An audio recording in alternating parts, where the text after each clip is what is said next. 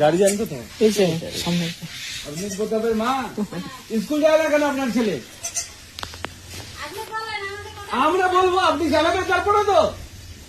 School যায় না, এখানে বসে আছে বাড়িতে, বলবেন না?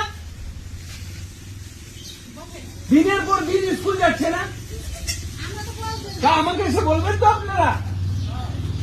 কোথায় বোতাম কোথায়?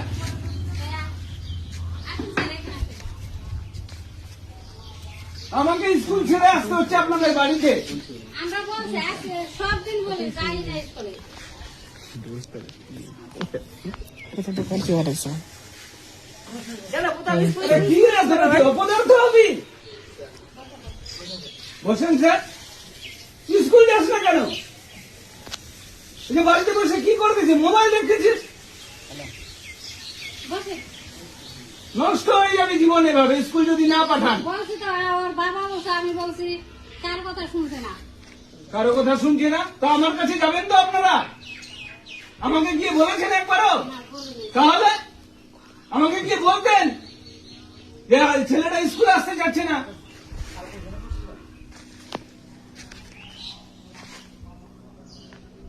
কি করতেছে ছেলেটা বলেন তো?